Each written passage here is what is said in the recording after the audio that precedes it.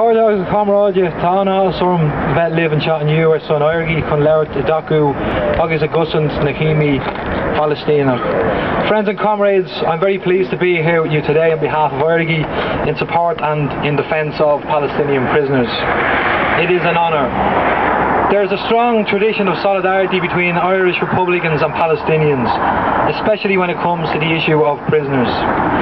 The histories of both Ireland and Palestine are replete with the suffering of those imprisoned for their political beliefs and for resisting occupation.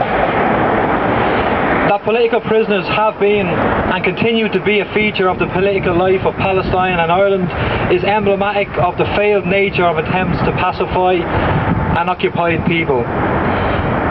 Estimates vary, but it is believed to be the case that there are currently somewhere between 7,000 and 10,000 Palestinian men, women and children in Israeli prisons, including 280 so-called administrative detainees who have in effect been interned without trial. These Palestinian prisoners are symbolic of the fate of all Palestinians who are forced to live in conditions that have seen the occupied Palestinian territories themselves likened to a mega prison. Very few Palestinians have escaped contact, either direct or indirect, with the mechanisms and machinery of the prison system aspect of the Israeli occupation.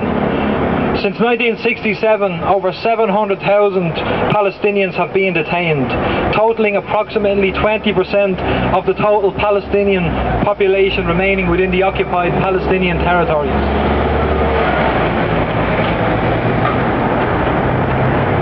The majority of those detained have been overwhelmingly male, meaning that the number constitutes approximately 40% of the total male Palestinian population in the occupied Palestinian territory area.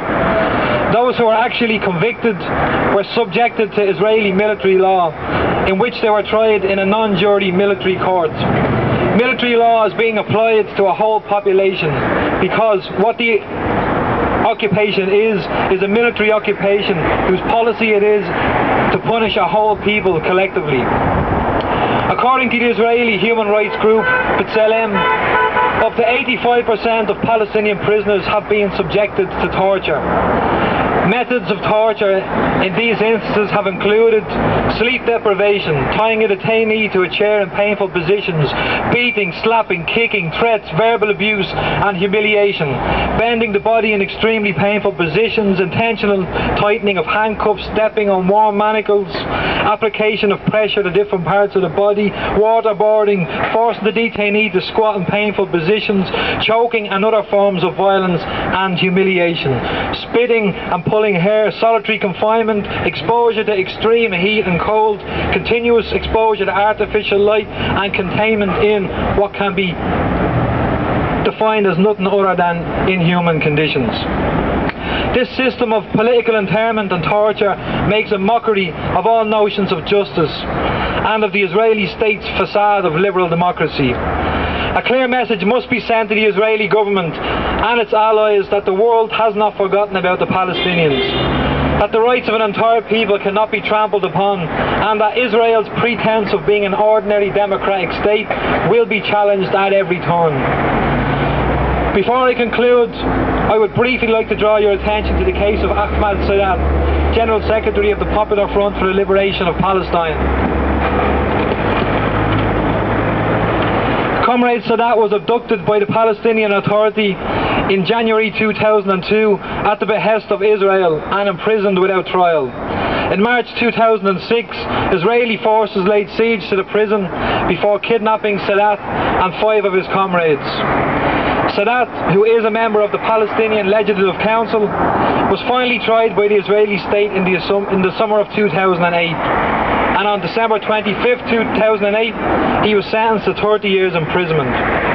He was convicted of membership of a prohibited organisation, to wit, the Popular Front for the Liberation of Palestine, of holding a post in a prohibited organisation, and incitement for a speech he gave following the Israeli assassination of his predecessor, Abu Ali Mustafa, in August 2001.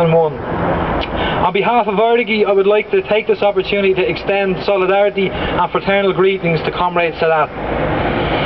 Comrades, While it is very important for us to show solidarity to Palestinian prisoners, and days like today are particularly important in that regard, what is far more important is for us to realise that we must work together in whatever way we can to support and assist the Palestinian resistance and help end the occupation.